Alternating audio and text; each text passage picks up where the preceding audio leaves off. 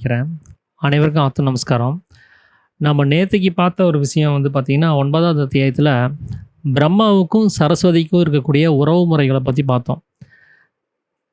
வேதத்தில என்ன சொல்லியிருந்தாங்கன்னா, பிரம்மாவுக்கு வந்து சரஸ்வதி மனைவி அப்படின்னு ஒரு இடத்துல குறிப்பிடுறாங்க. வேறொரு இடத்துல பிரம்மாவுக்கு சரஸ்வதி தாய் அப்படின்னு சொல்லி குறிப்பிடுறாங்க. இன்னொரு இடத்துல பிரம்மாவுக்கு சரஸ்வதி மகள் அப்படின்னு சொல்லி குறிப்பிடுறாங்க. இன்னொரு இடத்துல பிரம்மாவுக்கு சரஸ்வதி தங்கை அப்படின்னு சொல்லி குறிப்பிடுறாங்க. அப்போ ஒரு பெண் எப்படி இந்த 4 உறவுமுறைக்குள்ள வர முடியும்? அப்படிங்கிற ஒரு குழப்பம் அப்படிங்கிறது இருந்துச்சு. அதுக்கு சாமி என்ன சொன்னாருன்னா, முதல்ல பிரம்மானா யாரு? சரஸ்வதினா யாருன்னு தெரிஞ்சுக்கிட்டோம் அப்படின்னா, நமக்கு வந்து இந்த கிளியரன்ஸ் கிடைச்சிரும் அப்படின்னு சொல்லி சாமி வந்து அதுக்கு விளக்கம் குடுத்திருந்தாரு.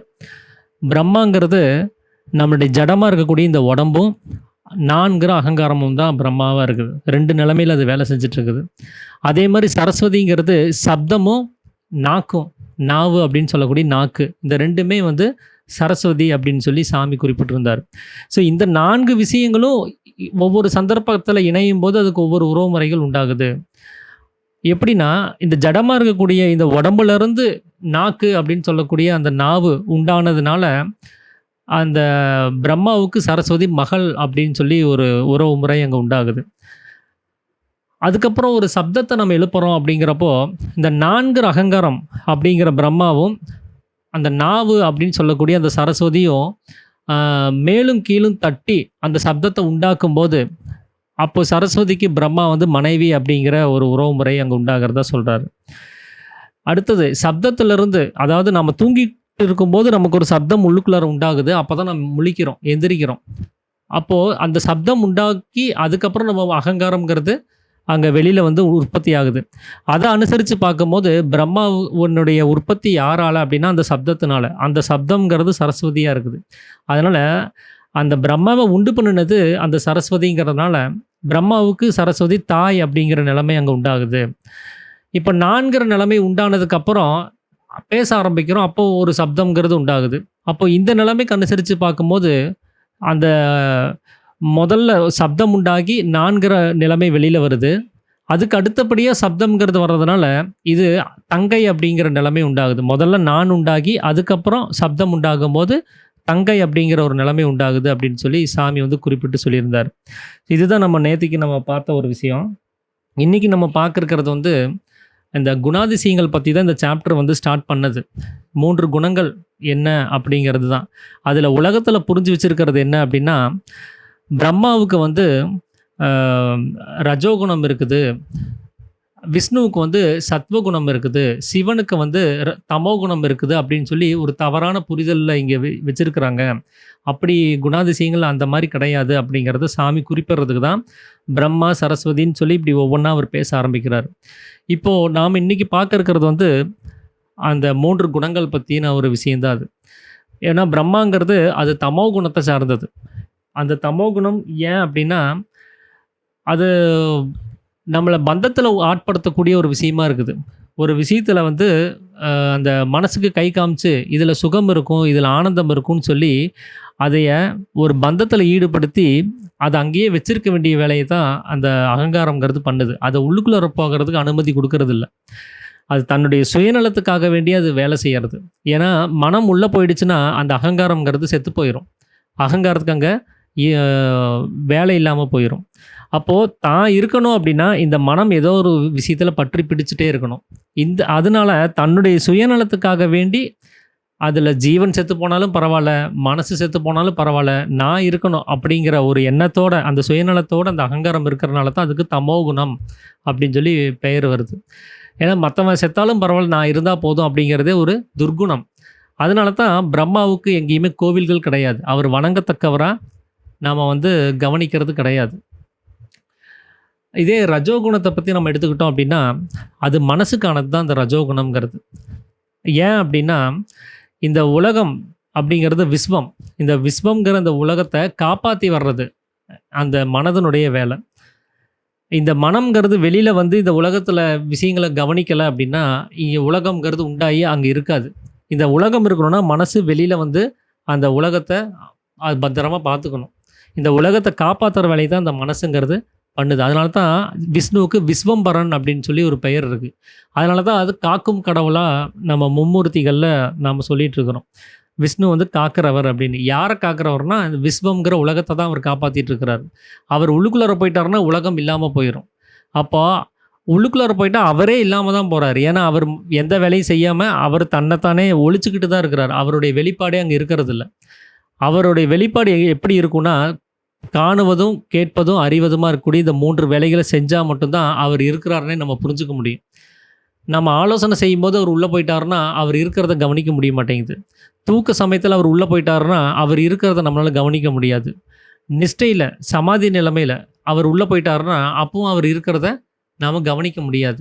அப்போ அவர் இருக்கிறாருங்கிற அந்த இருப்புத்தன்மை நமக்கு எப்போ தெரியும்னா, அவர் வெளியில் உலகத்தை உண்டு பண்ணி இதில் பார்க்குறதையும் கேட்குறதையும் அறியறதுமா இருக்கக்கூடிய இந்த 3 தொழில்களை ஏதாவது ஒன்று அவர் செஞ்சால் தான் அவருடைய இருப்பை நம்ம உணர முடியும். அப்போது அவர் இருக்கிறாருங்கிற சூழ்நிலையில் இந்த உலகம்ங்கிறது இருக்கவே செய்யுது. ஏன்னா நம்ம கர்ப்பப்பைக்குள்ளே இருக்கும்போது நமக்கு உயிர் இருந்துச்சு, இந்த ஜடம்ங்கிற இந்த உடம்பு இருந்துச்சு. ஆனால் மனசோ சுவாசமோ அங்கே இருக்கிறதில்ல. எப்போ முதல் மூச்சு விட்டுட்டு வெளியில் வரோமோ அப்போ தான் இந்த உலகத்தை அவர் உண்டு பண்ணுறாரு. மனம்ங்கிறது அப்போ தான் வெளிப்படுது. அது வரைக்கும் மனசுக்கு அங்கே வேலை இல்லை. கர்ப்பப்பை பாத்திரத்துக்குள்ளே அந்த மனசுக்கு எந்த வேலையுமே கிடையாது. அது வெளியில் வந்ததுக்கப்புறம் தான் இங்கே வேலையே தொடங்குது. அப்போது நம்ம மனம் வெளியில் வியாபிச்சா மட்டும்தான் அதனுடைய இருப்புத்தன்மையை நம்மளால் உணர முடியும். அப்படி வெளியில் வந்து இந்த உலகத்தை காப்பாற்றுற வேலையை தான் அந்த மனசு பண்ணுற வேலை. ஏன் இந்த மனசுக்கு ரஜோகுணம்னு சொல்கிறாரு அப்படின்னா, ஒரு நாட்டினுடைய அந்த ஆட்சி பொறுப்பை வச்சிருக்கிறது யார் அப்படின்னா ராஜா. அவர் தான் அந்த நாட்டை வந்து காக்கிறவர். ராஜாவுனுடைய வேலை பரிபாலனம் செய்தல் தான் ஒரு ராஜாவுனுடைய வேலை. நாட்டு மக்களையும் அங்கே இருக்கக்கூடிய செல்வங்களையும் அங்கே இருக்கக்கூடிய நிலம் அந்த சார்ந்த விஷயங்கள் எல்லாத்தையுமே காப்பாற்றுற வேலையை தான் ராஜாங்கிறவர் பண்ணுறாரு. அந்த பரிபாலன சக்தி யாருக்கு இருக்குது, அதாவது காக்கிற சக்தி யாருக்கு இருக்குன்னா ராஜாவுக்கானது. அதனால தான் அது ரஜோகுணம் அப்படின்னு சொல்லி சொல்கிறதுக்கு காரணம். அப்படி அவர் இந்த உலகத்தை ரட்சிக்கிறதுனால அவருக்கு ரஜோகுணம் அப்படிங்கிற ஒரு நிலைமைங்கிறது அங்கே உண்டாகுது. அது மட்டும் இல்லாமல் அவர் தான் ராஜாங்கிறத அடையாளப்படுத்துறதுக்கு சாமி ஒரு உதாரணம் சொல்கிறார். நீங்கள் சிவனுடைய ஃபோட்டோவையும் பாருங்கள், விஷ்ணுவனுடைய ஃபோட்டோவையும் பாருங்கள். இதில் யார் வந்து பார்க்குறதுக்கு ராஜா மாதிரி இருக்காங்க? அலங்கார பிரியரா, கிரீடாதிபதியா, கூட வந்து நிறைய வேலையாட்களை வச்சுக்கிட்டு விசிறி விடுறதுக்கு ஒரு ஆள், அனந்த சயனமாக படுத்து தூங்குறதுக்கு பெட்டு, இப்படி ஒரு ஆடம்பரமான ஒரு விஷயத்தில் இருக்கக்கூடிய ஒரு நிலைமையில் யார் இருக்கிறாங்கன்னு பாருங்கள். சிவன் இருக்கிறாரா இல்லை இவர் இருக்கிறாரான்னு பாருங்கள் அப்படின்னு சொல்லி சாமி கேட்குறாரு. ஏன்னா சிவனுடைய கோலத்தை பார்த்தீங்கன்னா அவர் ஒரு ரொம்ப சிம்பிளாக இருப்பார். ருத்ராட்சம் அணிஞ்சிட்டு திருநீர் பூசிக்கிட்டு ஜடா முடியோட அவர் அலங்காரங்கிறதே அதில் ஒன்றுமே இருக்காது. ஆனால் இங்கே வந்து பார்த்திங்கன்னா முழுக்க அலங்கார பிரியராகவே இருப்பார். அந்த அலங்காரம் எதுக்குடையது அப்படின்னா அது ராஜாவுக்குரிய ஒரு விஷயம். அப்படி தான் அவர் சர்வ அலங்கார பூசனா மனைவிமார்களோட லட்சுமி ஷமா அப்படின்னு சொல்லக்கூடிய அவங்களோட, அப்புறம் நாரதர்கள், தும்புரு நாரதர், வீணா நாரதர், கருடன், இப்படி ஒரு படைசூழ அவர் ஒரு ராஜ பரிபாலனம் செய்யக்கூடிய நிலைமையில தான் அந்த ராஜாங்கிற ஒரு தோற்றத்தை அந்த விஷ்ணுங்கிறவர் வச்சுருப்பார். அது அவர் கிரீடாதிபதியாக அவர் இருக்கிறார். அந்த கிரீடம்ங்கிறது ராஜாவுக்கானது. அதனால தான் ரஜோகுணமாகும் விஷ்ணு அப்படின்னு சொல்கிறதுக்கு காரணமாகுது. அது இல்லாமல் அந்த ரஜோகுணம் கொண்டு தான் அவர் சிருஷ்டி செய்கிறாரு. யார்? அந்த பிரம்மாங்கிறவர் சிருஷ்டி செய்கிறாரு அப்படின்னு சொல்கிறதும் சரிதான். எப்படின்னா, இவர் சிருஷ்டி செய்யணும்னா அவருக்கு 4 முகங்கள் வேணும். பிரம்மா சிருஷ்டி செய்கிறதுக்கு 4 வகையான நிலைமைகளில் அவர் இருக்கணும். அதனால தான் அவருக்கு 4 முகங்களை வந்து அடையாளப்படுத்தி காமிச்சிருக்காங்க. ஒன்று மனம், சித்தம், புத்தி, அகங்காரம். இதில் அகங்காரமாக இருக்கக்கூடிய பிரம்மாவும் இருக்கிறாரு, இதில் மனம்னு சொல்லக்கூடிய விஷ்ணுவும் இருக்கிறார். அந்த அகங்காரத்துக்கு உண்டான புத்தியும் அங்கே இருக்குது, அந்த மனசுக்கு உண்டான சித்தமும் அங்கே இருக்குது. ஸோ இவங்க 2 பேரும் சேர்ந்து தான் அந்த சிருஷ்டியை உண்டு பண்ணுறாங்க. மனம்ங்கிறது வியாபிக்கலைன்னா அங்கே அகங்காரத்துக்கு வேலையே கிடையாது. பிரம்மானால் எந்த வேலையும் செய்ய முடியாது. ஏன்னா அங்கே அகங்காரம் தான் பிரம்மாவாக இருக்குது, மனம் தான் விஷ்ணுவாக இருக்குது. அந்த விஷ்ணு வெளியில் தூக்கத்திலிருந்து வெளியில் வந்து உலகத்தை உண்டு பண்ணலைன்னா, அந்த சித்தம்னு சொல்லக்கூடிய பிரகாசத்தை அவர் வெளியில் கொடுக்கல அப்படின்னா இந்த உலகத்தினுடைய உற்பத்தி கிடையாது. இந்த உலகம் உண்டாகலை அப்படின்னா பிரம்மா உற்பத்தி கிடையாது. பிரம்மா உண்டானாதான் அவரால் சிருஷ்டி செய்ய முடியும். அதனால தான் ரஜோகுணத்தை கொண்டு அவர் சிருஷ்டி செய்கிறாரு அப்படின்னு சொல்லி வேதத்தில் எழுதுகிறாங்க. ஆனால் நாம் அதை படித்து பார்க்கும்போது நாம் என்ன புரிஞ்சுக்கிட்டோம்னா, பிரம்மாவுக்கு தான் வந்து ரஜோகுணம் இருக்குது. அதனால அந்த குணத்த வச்சு அவர் சிருஷ்டி செய்றாரு அப்படின்னு தவறா எண்ண வேண்டிய ஒரு அவசியம் அங்க ஏற்பட்டுருச்சு. உண்மையாவே பிரம்மாங்கிறது தமோ குணம் தான் அது. அந்த தமோ குணத்துல அவர் இருக்கிறாரு. ஆனா சிருஷ்டி செய்யும்போது அந்த ரஜோகுணத்தினுடைய உதவி அவருக்கு தேவைப்படுது. அந்த ரஜோகுணம்ங்கிறது மனம். அந்த மனதினுடைய சக்திய வச்சு தான் அவரு இங்க இருக்கிற விஷயங்கள அவரு சிருஷ்டி செய்றாரு. அது எப்படி அப்படின்னா, அந்த ரஜோகுணமா இருக்கக்கூடிய அந்த மனசு, அது எது அப்படின்னு கேட்டீங்கன்னா, சுக்கிலம் அது. அந்த சுக்கிலத்த வச்சு தான் அவர் என்ன பண்றாரு, ஒரு சிருஷ்டிய உண்டு பண்றாரு. எப்படின்னா, ஒரு அ ஒரு வாசகத்த சாமி வந்து குறிப்பிட்டு சொல்றாரு. "ராமன் வாளினால் வாளையை வெட்டினான்" அப்படின்னு ஒரு வாசகம் இருக்குது.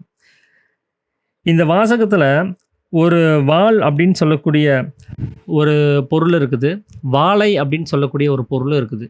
வெட்டுறதுக்கு அந்த தொழில் செய்யறவரு, அவர் ராமன் அப்படின்னு சொல்லக்கூடிய ஒரு ஆள் இருக்கிறாரு. வெட்டுறது அப்படின்னு சொல்லக்கூடிய ஒரு தொழிலும் இருக்குது. அப்போ வெட்டுறதுக்கு ஒரு ஆளு, அது ராமன். அது வெட்டப்படுறதுக்கு ஒரு ஒரு பொருள் வேணும், அது வாளை. எத வச்சு வெட்டுறோம் அப்படிங்கிறதுக்கு ஒரு பொருள் வேணும், அது வாளு.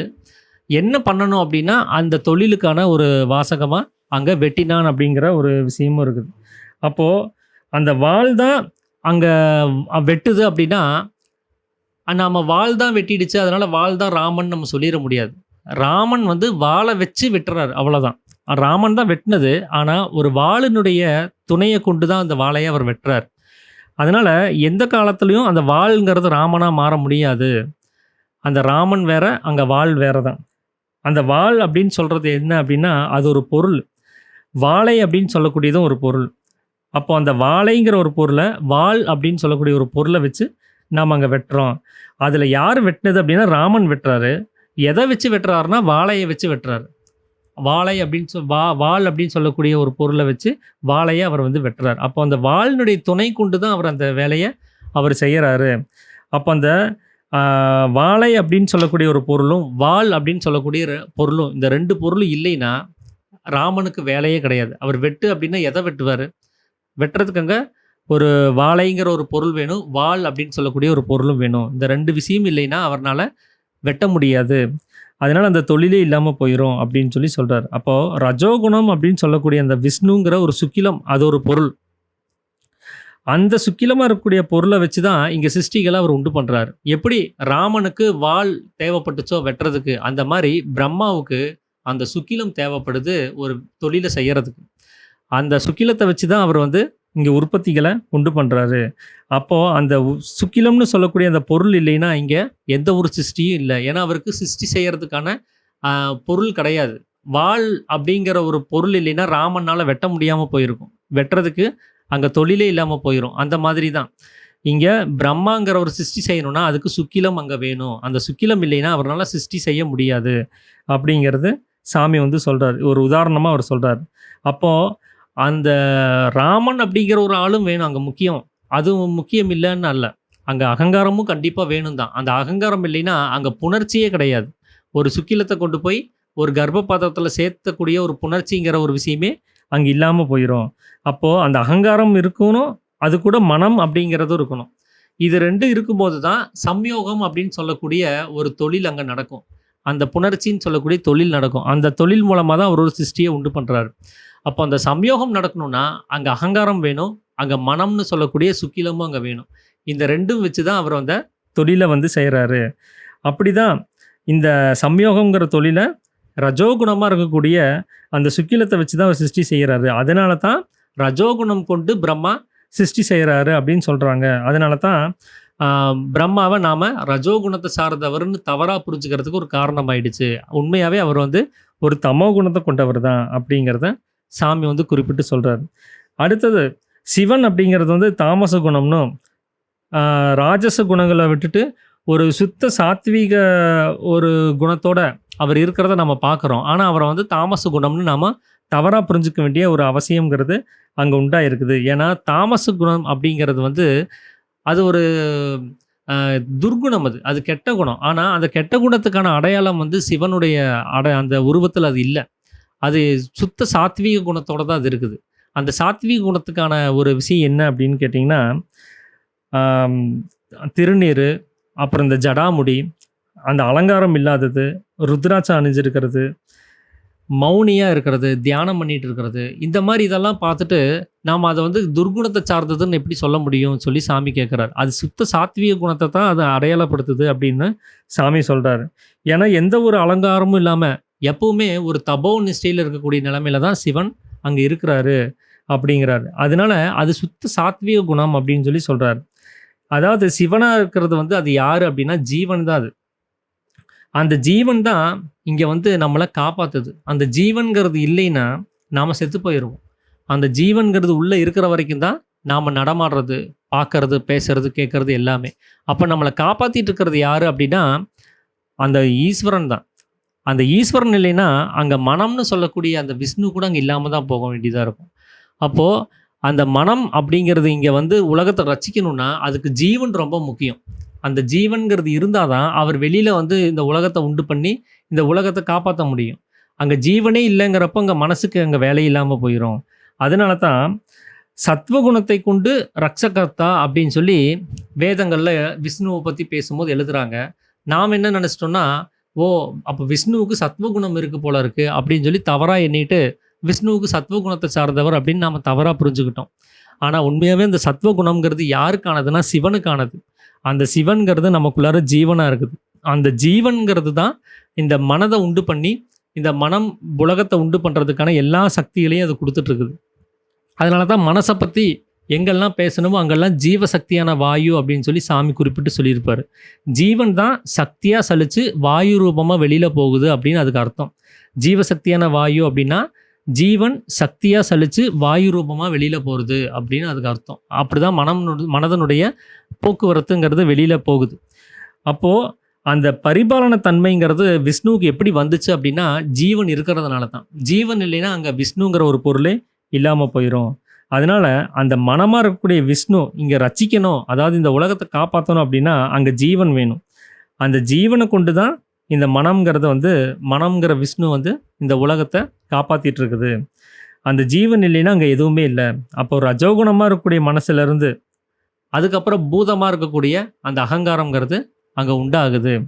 அவரு உடனே சிருஷ்டிகள உண்டு பண்றாரு. அப்படின்னு சொல்லி சாமி வந்து குறிப்பிட்டு சொல்றாரு. இது எப்படி அப்படின்னா, அந்த மனமா இருக்கக்கூடிய ரஜோகுணத்த சம்யோகம் செஞ்சு, அந்த சம்யோகம் செய்யக்கூடிய நேரத்துல, அந்த அகங்காரமா இருக்கக்கூடிய அந்த ஜடம், இந்த உடம்பு, அது வந்து சிருஷ்டி பண்ணுது. இந்த ஜடத்த சாத்வீகமா இருக்கக்கூடிய அந்த ஜீவன் வந்து காப்பாத்திட்டு இருக்குதுங்கிறார். ஏன்னா இந்த ஜடத்த உண்டு பண்ணுனது யாரு அப்படின்னு கேட்டிங்கன்னா, 4 அகங்காரம் தான் புணர்ச்சி செஞ்சு, சம்யோகம் செஞ்சு, அந்த சுக்கிலத்த கொண்டு போய் கர்ப்ப பாத்திரத்துல தள்ளுனதெல்லாம் அந்த 4 அகங்காரம் தான். அந்த அகங்காரம் அத செஞ்சுச்சு, இந்த உடம்ப படைச்சிருச்சு. இந்த உடம்புக்குள்ளார இருக்கக்கூடிய அந்த சக்தியினுடைய வெளிப்பாடு எது அப்படின்னா, அது மனதுனால தான். அந்த மனசுங்கிறது தான் இங்க வெளி உலகத்த உண்டு பண்ணி அத வச்சுட்ருக்குது. பார்க்கறதுக்கும், கேட்கறதுக்கும், அறியறதுக்கும் இந்த வேலைகள செஞ்சுட்ருக்கு. ஆனா, இந்த அகங்காரமாகட்டும், இந்த மனசாகட்டும், இது எல்லாத்தையுமே காப்பாத்தக்கூடிய ரட்சகர்த்தாவா யார் இருக்கிறாங்க அப்படின்னா, ஜீவன் தான் இருக்குது. அங்க ஜீவன் இல்ல அப்படின்னா, இங்க யாருமே கிடையாது. மனசு கிடையாது, உடம்பு கிடையாது, அகங்காரம் கிடையாது, உலகம் கிடையாது, எதுவுமே இல்லாம போயிரும். அப்போ இந்த சடத்தை, அதாவது இந்த உடம்ப எது காப்பாத்திட்டு இருக்குதுன்னா, ஜீவன் தான் காப்பாத்திட்டு இருக்கு. அந்த ஜீவன் தான் ரட்சிக்குது. எப்படின்னா, சம்யோக சமயத்துல சுக்கிலமா அந்த அகங்காரம் போய் அந்த உருவத்த சிருஷ்டி பண்ணுது. அதிலிருந்து ஒரு குழந்தை பிறந்து வருது. அந்த குழந்தைக்குள்ளார ஜீவனா அந்த வாயு, அது ஜீவனா இருந்து அந்த குழந்தைய காப்பாத்திட்டே வருது. ஜீவன் போகும்போது அந்த குழந்தைய காப்பாத்துறதுக்கு அங்க வழி இல்லாம போயிரும். அந்த குழந்தை எத்தனை வருஷம் வரைக்கும் உயிரோடு இருக்குதோ, அது வரைக்குமே அந்த குழந்தைன்னு சொல்லக்கூடிய இந்த உடம்பையும், அந்த மனசையும், அந்த அகங்காரத்தையும் காப்பாத்துற வேலைய அந்த ஜீவன்கிறது பண்ணிட்டு இருக்குது. அந்த சாத்வீகம்னு சொல்லக்கூடிய அந்த குணம் இல்லைன்னா, அந்த சந்தானம், அந்த குழந்தை வந்து பிணமாயிரும். அதனால தான் ஜீவனுடைய சக்தியிலிருந்து வாய் இருக்கும்போது வரைக்கும் மட்டுமே நமக்கு வந்து ஜீவன் இருக்குது, அவன் உசுரோட இருக்கிறான் அப்படிங்கிறத நம்ம புரிஞ்சுக்க வேண்டியதா இருக்கு. அப்போ அந்த ஜீவன் தான் வாயுவா சாத்வீக குணத்தோட இந்த ரஜோகுணமா இருக்கக்கூடிய மனசை உற்பவம் பண்ணுது. அதை தான் உற்பவிக்குது, அதை உண்டாக்குது. அதனால அந்த சாத்வீகத்திலிருந்து ராஜசம் உண்டாயிருக்குது அப்படிங்கிறதையும் மேலே இருக்கிற அந்த அனுபவஸ்தர்கள் சொல்லியிருக்கிறாங்க. அந்த சாத்வீக குணமாக இருக்கக்கூடிய அந்த ஜீவன்லேருந்து தான் சலனமாகி அந்த வாயுங்கிற ஒரு பொருளை உண்டு பண்ணி, அதன் மூலமாக இந்த ஜடத்தை சிவன் வந்து காப்பாத்திட்டு இருக்கிறாரு. அதனால தான் சத்வகுணத்தை கொண்டு ரக்ஷகர்த்தா அப்படின்னு சொல்லி இந்த விஷ்ணுவை சொல்றதுக்கு காரணங்கிறார். அது மட்டும் இல்லாம இப்ப சிவன பத்தி குறிப்பிடும்போது, சிவன் வந்து தமோ குணம்னு சொல்லி நம்ம தப்பா புரிஞ்சிருந்தோம். ஏன்னா, அவர் அழிக்கிறவரு. அது ஒரு துர்குணம் அழிக்கிறதுங்கிறது. அதனால தமோ குணம் அவரது அப்படின்னு நாம தவறா புரிஞ்சுக்கிட்டோம். ஆனா, வேத சாஸ்திரங்கள்ல இப்படிதான் எழுதியிருக்கிறாங்க. தமோ குணத்தை கொண்டு அ எ அவர் அழிக்கிற தொழில வச்சிருக்கிறாரு அப்படின்னு சொல்லி குறிப்பிட்டு சொல்றாங்க. அது சிவன வந்து சம்ஹார ருத்திரன் அப்படின்னு அவருக்கு பேரு. அழிக்கிறவர். அந்த சம்ஹார ருத்திரனா இருக்கிறாரு. எத வச்சுனா, தமோ குணத்தை வைத்து அப்படின்னு சொல்லி குறிப்பிட்டு சொல்ல வேண்டியதா இருக்கு. அப்போ தமோ குணம் எது அப்படின்னா, அகங்காரம் தான் தமோ குணம். அந்த அகங்காரத்த வச்சு தான் சிவன் வந்து ருத்ரனா மாறி இருக்கிறார். அந்த அகங்காரம் இல்லைன்னா, சிவனுக்கு அந்த ருத்ரனா மாற வேண்டிய அவசியம் இருக்காது. அவர் சுத்த சாத்வீகமாவே இருந்திருப்பார். அது எப்படி அப்படின்னா, தமோ குணத்தினால அந்த சிவன் என்ன பண்றாருன்னா, வெளியில வந்து அந்த அகங்காரம் இருக்கிறனால, அந்த சிவன் வெளியில வந்து விஷயங்கள பற்றி, பிடிச்சு பந்தப்பட்டு இருக்குது. அந்த அகங்காரம் அகங்காரம் இல்லைன்னா, அந்த ஜீவன் வெளியில வந்து எதுலயுமே பந்தப்படாது. நம்ம தூங்கும்போது நமக்கு எந்த ஒரு அகங்காரம் கிடையாது. மனசனுடைய வெளிப்பாடும் கிடையாது. அப்ப சிவன் என்ன பண்றாருன்னா, சுத்தமா, பரிசுத்தமா அவர் உள்ளுக்குள்ளாரே இருக்கிறார். அவருக்குள்ள களங்கம் இல்லாத தன்மையிலே அவர் இருக்கிறார். அந்த களங்கமுள்ள தன்மை எப்படி உண்டாகுது அப்படின்னா, நமக்குள்ளார இருந்து இந்த வாயுவா, அது சக்தியா சலிச்சு வெளியில வரும்போது தான் உண்டாகுது. அதனால தான் சாமி மாயைய பத்தி பேசும்போது, அறிவா இருக்கக்கூடிய அந்த வஸ்து நமக்குள்ளார அடங்கி இருந்தா மட்டும் தான் அது களங்கமில்லாத தன்மையில இருக்கும். அந்த அறிவா இருக்கக்கூடிய ஜீவசக்தியா இருக்கக்கூடிய வாயு நம்மளிருந்து சலிச்சு வெளியில வர்றதுக்கு பேர் தான் மாயை அப்படின்னு சொல்லி குறிப்பிட்டிருந்தார். அந்த மாயைங்கிறது தான் அகங்காரம் அப்படின்னு சொல்லியிருந்தாங்க. அப்போ இந்த களங்கமில்லாத தன்மையில இருக்கக்கூடிய அந்த சிவன் களங்கமுள்ள தன்மைக்கு போகும்போது அவரே தான் அகங்காரமா மாறி இருக்கிறாரு. அதனால தான் அவருக்கு தமோ குணம்ங்கிறது அங்க உண்டாகுது. அவர் அடங்கி இருக்கும்போது சத்துவ குணத்தாகவும், களங்கமில்லாத தன்மையிலே இருப்பாரு. அவர் வெளியில சலிச்சு வந்துட்டாருன்னா, அவர் தமோ குணத்தோட அகங்காரமா அவர் மாறி இருப்பாரு அப்படிங்கிறத சாமி சொல்றாரு. எப்படின்னா, அந்த தமோ குணம்ங்கிறது அந்தகாரம்ங்கிறார். அந்தகாரம்னா அது இருட்டு. அது வந்து அறியாமை அது. நாம என்ன பண்றோம்னே அதுக்கு தெரியாது. நாம செய்யறது சரியா, தப்பா எதுவுமே அந்த அகங்காரத்தினால யோசிக்க முடியாது. அதுக்கு தேவை என்னன்னா, தனக்கு என்ன வேணுமோ அத மட்டுமே அது பண்ணிக்கும். அது சரியா, தப்பான்னு அது கவனிக்கிறதுக்கான ஒரு நிலைமையில அது இருக்காது. அப்படி த தன்னுடைய சுகத்த மட்டுமே நம்பி, அது வெளி விஷயங்கள காமிச்சு குடுத்து, இந்த மனச பந்தப்பட வச்சு, அத அங்கேயே வச்சிருக்க வேலைய அது செஞ்சுக்கிட்டே இருக்கும். இதனால நாம நம்மள அறியாம, நாம வந்து ஒரு அறியாமையிலேயே இருக்க வேண்டிய சூழல்ங்கிறது உண்டாகுது. அது மட்டும் இல்லாம, நம்மளுடைய உண்மையான நிலைமை என்னன்னு தெரியாம, நாம தான் அகங்காரம் அப்படிங்கிற ஒரு எண்ணத்துல, நான் அப்படின்னு சொல்லும்போது, அது அகங்காரத்த குறிப்பிடக்கூடிய ஒரு விஷயமா இருக்கும். நான் தான் செய்றேன், நான் தான் படிக்கிறேன், நான் தான் பேசுறேன், நான் தான் நடக்கிறேன் அப்படின்னு சொல்லும்போது, எல்லாமே அகங்காரத்துக்கான ஒரு தொனியாவே இருக்குது. அதோட நம்ம அத நம்பும்போது என்ன ஆகுதுன்னா, நாம அகங்காரம் தான் அப்படின்னு சொல்ல வேண்டிய ஒரு நிலைமையில இருக்குது. அதனால தான் நம்மள நாமளே அறிய முடியாம போயிடுறோம். அது இல்லாம நாம உயர்ந்தவன், ஸ்தானி, மானி அப்படிங்கிற துரபிமானத்தினால, நாம வந்து அந்த ஜீவன வெளியில விட்டு, அத செலவு பண்ணவும் செய்றோம். அது அதோகதியா அது தீர்ந்து போகும்போது, இந்த ஜனங்க வந்து நசிந்து போகவும் செய்றாங்க. செத்து போகவும் செய்றாங்க. அதனால தான் இவரு இந்த அது, இதுன்னு சொல்லக்கூடிய இந்த ஸ்தானமானங்கள அவர் வச்சிருக்கிறதுனால, அந்த அகங்காரமா அவர் மாறி இருக்கும்போது, இந்த ஸ்தானமானங்கள்லாம் அவர் வச்சிருக்கிறார். நான் உயர்ந்தவன், நான் தான் எல்லாமே அப்படிங்கிற ஒரு நெனப்போட அவர் இருக்கிறார்.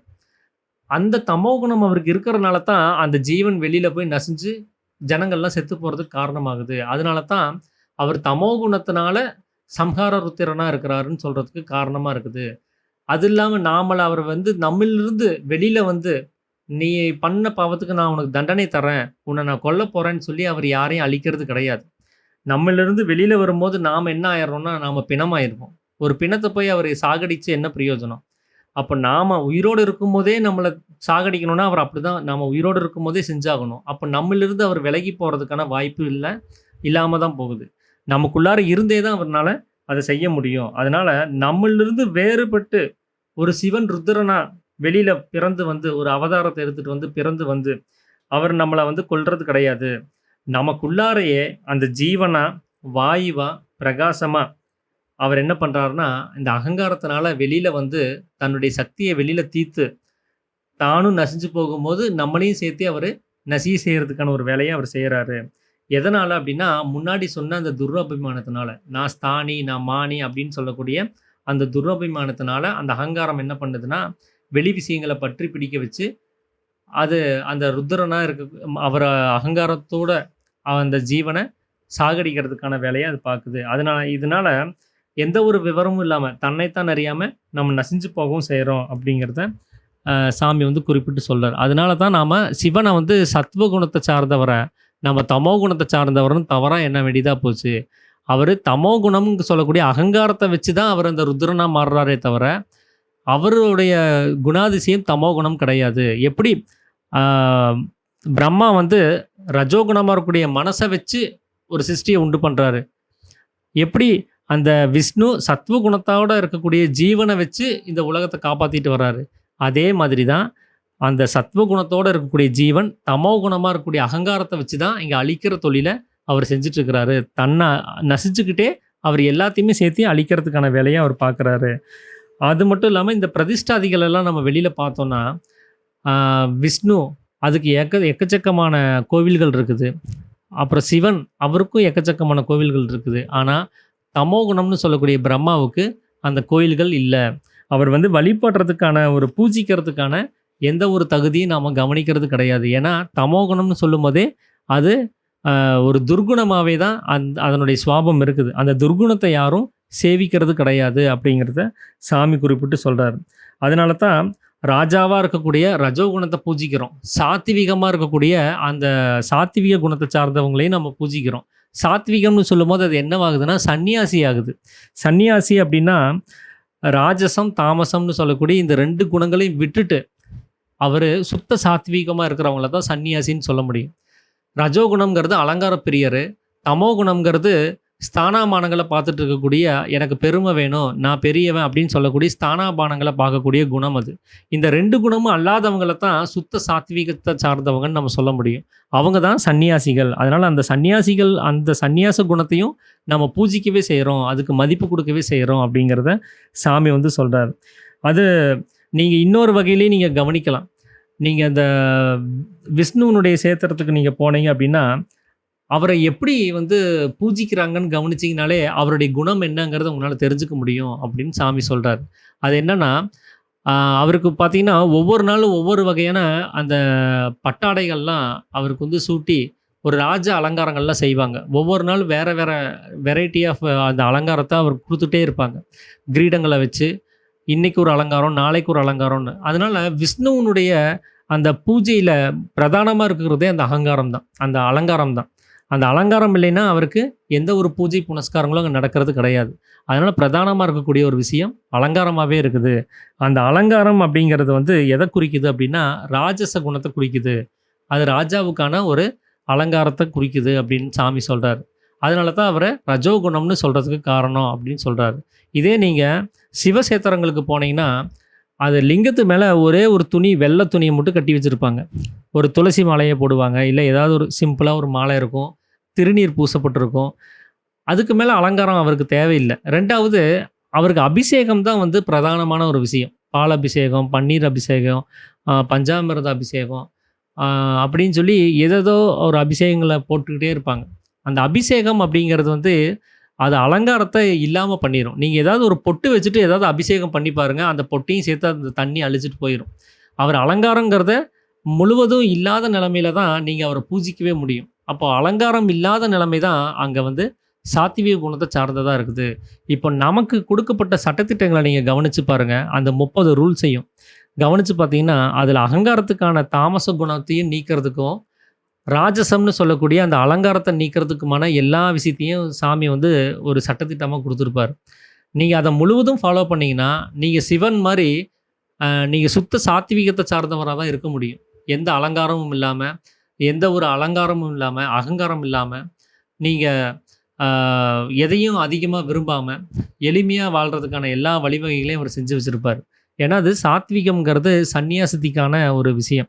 ஒரு ஆன்மீகத்தில் இருக்கிறவன் அப்படி சிம்பிளா, எந்த அலங்காரமும் இல்லாம, எந்த அகங்காரமும் இல்லாம அப்படி வாழ்ந்தா தான், அவர்னால சாத்வீக குணத்தோட இருக்கக்கூடிய ஜீவன அங்க தரிசிக்க முடியும். ஏன்னா, ஒரு ஜீவன நான் புரிஞ்சுக்கணும் அப்படின்னா, அந்த ஈஸ்வரன புரிஞ்சுக்கணும்னா, அந்த ஈஸ்வரனுடைய குணத்துக்கு நான் வரணும்.